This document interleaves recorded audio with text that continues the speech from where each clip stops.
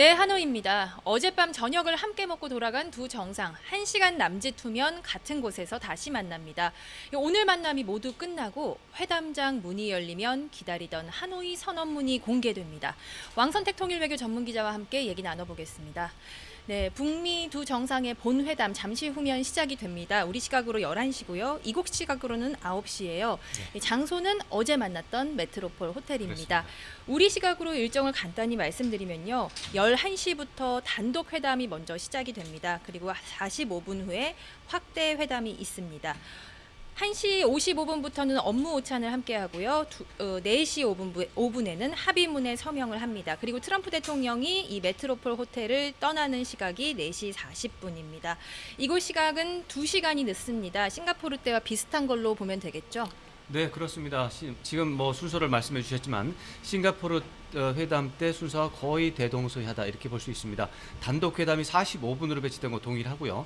확대 회담은 좀 늘어났습니다. 싱가포르 정상회담 때는 90분 정도였는데 이것이 120분 정도로 예정돼 있고 서명식 2시 5분으로 예정이 되어 있는데 이것은 조금 늘어질 가능성도 있습니다. 왜냐하면 점심을 먹고 친교 일정이 있을 것으로 예상이 되는데 그 부분이 지금 현재는 들어있지 않은데 상황에 따라서 다시 들어갈 가능성이 있다고 보겠습니다.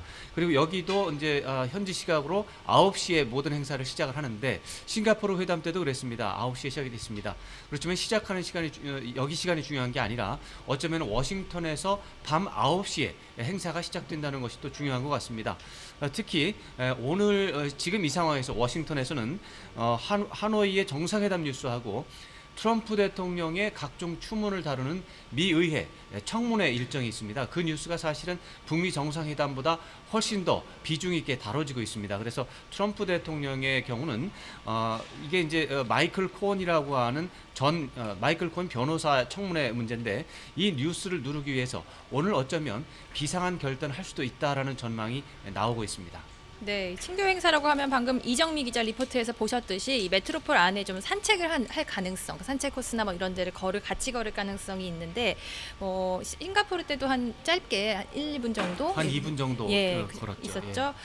그리고 관심을 모았던 공동 기자회견에 대한 계획도 빠져 있습니다. 혹시 추가될 가능성이 있을까요? 제가 볼 때는 추가될 가능성이 좀 없을 것 같습니다.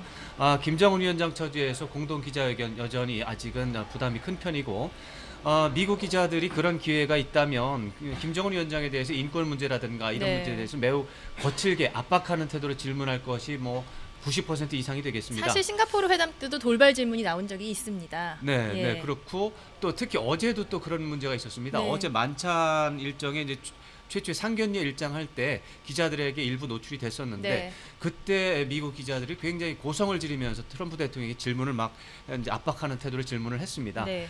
이래서 이제 트럼프 대통령이 그것에 대해서 좀 불쾌한 마음이 있어가지고 백악관 취재들에게 대해서 오늘 아침부터 하는 일정에 대해서 취재 제한을 해버렸습니다. 그래서 백악관 출입 기자단이 밤사이에 트럼프 대통령에 대한 항의 성명을 발표한 그런 상황이기 때문에 그런 현장을 김정은 위원장이 목도를 했기 때문에 굳이 공동 기자회견을 자청할 필요는 없을 것 같습니다. 네, 단독 회담은 일단 1대1로 만나는 거고요. 확대 회담은 주요 참모진이 함께 배석을 하는 겁니다. 그렇습니다. 논의되는 그 내용이 성격이 다른가요? 다를 수도 있고 같을 수도 있는데 가장 다른 점은 정상의 의견이 어느 정도 반영이 되느냐에 따라서 큰 차이가 납니다. 단독 정상회담일 경우에는 다른 배석자가 없고 정상이 자기가 생각하는 대로 자기가 느끼는 대로 의도한 대로 그냥 하면 되는 것이죠. 그 장점이 있습니다. 그래서 정상들 중에 단독 회담을 선호하는 정상들이 있습니다. 그렇지만 단독 정상회담에는 단점이 있습니다. 상대방 정상이 외교적인 기술과 지식이 훨씬 많다면 100% 당하게 되어 있습니다. 네. 그렇기 때문에 그런 위험을 감수하는 것이 문제가 있다면 단독 회담보다는 확대 정상회담을 선호할 수밖에 없고, 다만 이제 이 확대 정상회담은 단독 회담의 장점과 단점이 정반대입니다. 실수할 가능성은 좀 훨씬 덜어지지만 정상 개인의 의견이 반영될 가능성이 좀 줄어들기 때문에 정상 입장에서는 좀 불쾌한 부분이 있을 수 있습니다. 트럼프 대통령과 김정은 위원장이 1대1로 만나면 누가 더 유리할 걸로 보세요? 저는 당연히 김정은 위원장이 유리할 것으로 봅니다. 네. 왜냐하면은 트럼프 대통령은 뭐 자기가 협상가라고 해가지고 협상에 자신 있다 이런 태도를 갖고 있지만 김정은 위원장은 이게 국가의 명운과 자신의 권력의 명운을 건 그런 일생일대의 모험이고 그런 상황에 있어서 국가적 차원에서 준비를 해온 그런 회담입니다. 단독 회담이 되면 아무래도 김정은 위원장이 좀 더 유리할 것으로 예상할 수 네, 있습니다. 절실하면서 다르다는 말씀 같습니다. 매우 다릅니다. 예, 확대 회담에는 누가 배석할지도 궁금합니다. 어제 저녁 만찬 멤버들이 참석을 할까 그대로 참석한다고 보면 될까요? 그렇습니다. 이 싱가포르 정상회담 때 배석했던 그 멤버하고 거의 어제 만찬 멤버가 동일했는데, 근데 그 중에서 볼턴 보좌관이 빠진 것, 또 북쪽에서는 리수용 국제위원장이 빠진 것, 요것이 문제였는데 정상회담 때는 아마도 어제 빠졌던 이 두 사람이 같이 배석을 해서 네. 싱가포르 정상회담 때와 같은 것을 유지할 것으로 보입니다. 다만 미국에서는 비서실장이 바뀌었죠, 그 사이에. 그래서 존 켈리 비서실장 나갔고 지금 믹 멀베인이 비서실장 대행이 비서실장을 하고 있으니까 대체가 될 거고 그렇게 지금으로 봐서는 그렇게 보는 것이 일반적인 전망이 되겠습니다. 스티븐 비건 대북 대표하고 김혁철 대표 그동안 실무 협상을 진행을 해왔는데 이들 특별 대표가 같이 참석할 가능성도 있나요?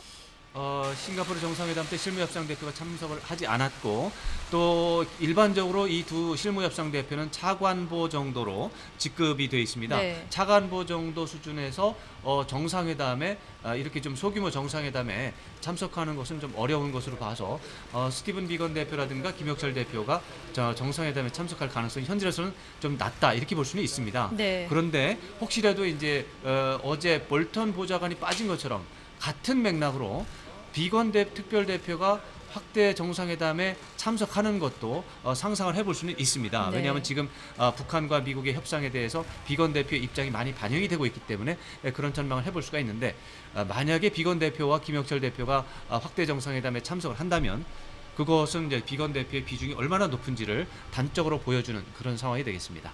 네, 어젯밤 만찬 분위기가 매우 좋았습니다. 회담도 했겠지만 일단 친선의 성격이 강했기 때문인데 오늘 협상 테이블에 마주 앉으면 아무래도 분위기는 좀 더 딱딱해질 수 있을 것으로 보입니다. 어떻게 보십니까? 충분히 그렇게 볼 수가 있는데 다만 이제 조선중앙통신이 오늘 아침에 어제 만찬에 대한 보도를 자세하게 했습니다. 거기 보도를 보면 포괄적이고 획기적인 결과를 내기 위해서 진지하고 심도 있는 의견 교환이 어제 이루어졌다. 그리고 두 정상 간에 허심탄회하고 솔직한 대화가 오갔다. 두 정상이 또 비상한 결단으로 이번 정상회담을 시작했다 해서 굉장히 진지한 태도로 어제 정상회담 만찬이 이루어졌다는 점을 알 수가 있습니다.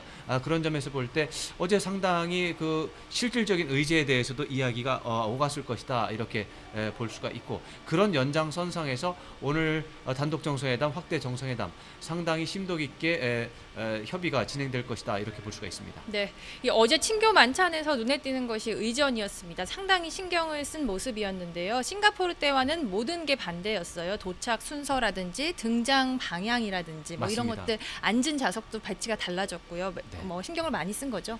그렇습니다. 북한은 의전에서 특히 미국과 대등한 관계라는 것이 표출이 돼야 된다라고 하는 굉장히 중요한 개념 속에서 어제 정상회담 일정을 준비를 한 거고요. 외교 의전에서 일반적으로 몇 가지 원칙들이 있습니다. 가장 중요한 원칙이 3가지 또는 5가지를 들 수 있는데 그 중에서 5가지 안에 들어가는 것이 뭐든지 오른쪽이 상석이다가 있습니다. 오른쪽이 상석이고 왼쪽이 말석이다 이런 게 있는데 싱가포르 정상회담 때는 트럼프 대통령이 말하자면 상석에 섰고 이번에는 김정은 위원장이 상석에 서 있습니다. 이것들을 서로가 완전히 1차 때와 2차 때 서로 교환을 했고 그 국기 배열이라든가 이런 것들이 그 당시에도 대등한 관계였지만 그것을 2차 정상회담 때 지금 바꿔서 함으로써 더욱더 대등한 관계가 강조가 되는 그런 모습이었습니다. 네. 가장 관심이 가는 건 하노이 선언입니다. 오늘 공개가 됩니다. 저희가 있는 이곳 프레스센터에 가장 먼저 전해질 것으로 보입니다. 그중에서도 특히 우리가 주목하고 있는 건 비핵화 조치죠. 비핵화 조치가 얼마나 담길까요? 네, 그것이 그야말로 오늘 가장 큰 관심사 중에 하나가 될 텐데 이제 하노이 이제 합의문이 발표가 된다면 그 이름은 하노이 선언이 될 것이고요. 그 합의문에 어쩌면 3번째 항목이 비핵화 항목이 될 것입니다. 그 3번째 본문 3조에 영변 핵시설 폐기가 들어갈 것이냐 말 것이냐. 그리고 영변 이외의 핵시설이 있는데 그것도 들어갈 것이냐 말 것이냐. 그리고 영변 내에 핵시설이 있는데 그것도 들어갈 것이냐 말 것이냐. 그리고 영변 밖에 핵시설이 있는데 그것도 들어갈 것이냐 말 것이냐. 그리고 영변 이외의 핵시설이 있는데 그것도 들어갈 것이냐 말 것이냐.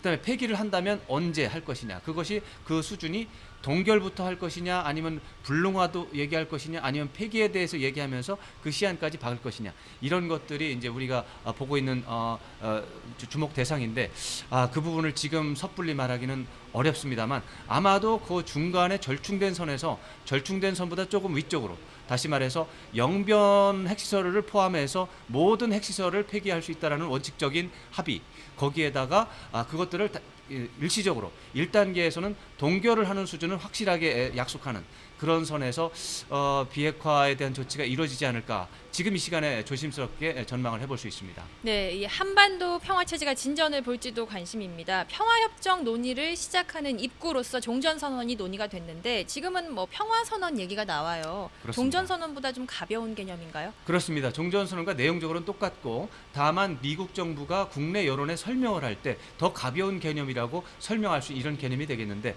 내용적으로 같다고 하는 이유는 종전선언과 평화선언이 같다고 하는 이유는 이 종전선언이든 평화선언이든 한다고 해서 북한이 미국에 대해서 주한미군을 철수하라, 유엔 사령부를 폐지하라, 아니면은 한미 동맹을 폐지하라 이런 식의 요구를 하지 않을 것이다라는 전제가 있는 상태에서 할 수 있다라는 것이죠. 예를 들어서 유사한 개념으로 평화협정이 있는데 평화협정이 체결이 된다면 지금 말씀드린 몇 가지 사안이 있지 않습니까? 그 중에서 주한미군 철수와 유엔사 사령부 폐지는 이거는 뭐 말을 하지 않아도 당연히 들어가야 되는 논의를 할 수밖에 없는 상황이 되어 있습니다. 그런 차원에서 평화선언은 종전선언과 마찬가지로 정치적 부담이 거의 없는 그런 정치적인 개념이라고 보면 되겠습니다. 네, 트럼프 대통령은 이곳 시각으로 오늘 저녁 6시쯤, 우리 시각으로는 8시쯤 귀국행 비행기에 오릅니다. 그 전에 기자회견이 있습니다. 싱가포르 때 보면요, 이 기자회견에서 더 많은 내용이 발표가 됐어요. 근데 돌발 발언도 좀 있었습니다. 우리로서는 좀 놀랄 만한 것들이 이제 한미연합훈련의 잠정 중단도 이 자리에서 나왔습니다. 이번에도 좀 관련 발언들이 있을까요? 아까 말씀하신 대로 미국 내 지금 코어 이슈라든지 맞습니다. 이런 것들이 있기 바로 때문에 그 부분 때문에 예. 오늘 기자회견에서 분명히 돌발 발언이 있을 것으로 예상이 됩니다. 네. 트럼프 대통령의 머릿속에는 어쩌면은 김정은 위원장과의 정상회담에 대한 걱정보다는 워싱턴에서 지금 아까 말씀드린 마이클 코언 변호사라는 분이 사실은 트럼프 대통령의 오랜 변호사였습니다. 한 10년 넘게 네. 트럼프 대통령의 굉장히 여러 가지 민감한 문제들을 밀착해서 다뤄온 개인 변호사였습니다. 근데 이 개인 변호사가 이제 검찰의 수사를 받으면서 오히려 지금은 트럼프 대통령에 대해서 불리한 증언을 하는 쪽으로 완전히 이제 돌변을 해버렸어요. 그래서 이제 트럼프 대통령 입장에서는 이제 배신자라고 규정하면서 이제 비난을 하고 있는데 이 코언 변호사가 의회 증언에서 굉장히 불리한 증언을 하고 있고 미국의 주류 언론들이 그것을 대대적으로 지금 보도를 하고 있는 그런 상황이기 때문에 그 뉴스를 누르기 위해서 오늘 기자회견을 이용해서 뭔가 돌발 발언을 할 가능성이 있다라는 것은 거의 뭐 90% 이상 예측할 수 있는 부분이 되겠습니다. 네, 반면 김정은 위원장은 하노이에 더 머뭅니다. 내일부터 모레까지 베트남을 공식 친선 방문하는 일정이 시작이 됩니다. 우선 알려진 바로는요, 베트남의 국부죠, 호치민 묘가 있는 바딩 광장에서 공식 환영 행사를 할 것으로 보입니다. 호치민 묘를 참배하고요, 또 주석궁에서 정상회담도 할 것으로 예상이 되는데요. 당초 이 일정이 북미 회담 전에 이루어질 가능성이 있다. 그래서 이것 때문에 베트남 주석이 해외 순방 계획을 조정할 수도 있다는 말이 있었는데 결국에는 북미 회담 뒤로 이 공식 방문 일정이 미뤄졌습니다. 아무래도 북미 회담에 더 집중을 하려고 했던 것으로 보이는데 어떻습니까? 아마도 북미 회담이라는 일정도 뺄 수 없고 또 라오스 캄보디아 순방도 뺄 수 없고 또 이 와중에 베트남 친선 방문을 하는 것이 좋겠다라는 이 세 가지가 뭉쳐서 이렇게 약간 좀 이상한 일정이 된 것 같은데 고민을 많이 했을 것 같습니다. 그중에서 김정은 위원장이 특히 고민했을 부분은 과연 북미 정상회담을 진행한 뒤에 베트남 방문을 할 텐데 북미 정상회담이 혹시라도 실패한다면 어떤 비핵화나 상응 조치나 제재 해제 문제에서 실패하는 그런 상황이 벌어졌을 때 그 이후에 베트남 방문을 했을 때 얼마나 불편할 것인가 이 문제를 고민을 했을 것 같습니다. 네. 그렇지만은 북미 정상회담에서 이제 이 일정을 정하는 최종적인 상황 속에서 북미 정상회담에서 중간 이상의 성과가 나올 것이라는 확신이 있었기 때문에 이런 일정을 만들었다 이렇게 추측을 할 수 있습니다. 그렇다면은 북미 정상회담 오늘 정상회담에서 중간 정도 선보다는 위쪽으로 결과가 나올 것이다라고 예상할 수 있는 또 하나의 근거가 될 수 있는 부분입니다. 네, 알겠습니다. 잘 들었습니다. 어떤 합의문이든 시각에 따라 평가는 엇갈릴 수 있습니다. 일각에선 북한의 비핵화 진정성을 놓고도 여전히 의심합니다. 하지만 오늘 발표될 하노이 선언에 완전하고 검증 가능한 비핵화의 로드맵이 담긴다면 어제 김정은 위원장이 최선을 다해 만들겠다고 약속한 모든 사람이 반기는 훌륭한 결과에 한층 더 가까워질 수 있을 것으로 보입니다. 지금까지 하노이에서 전해드렸습니다.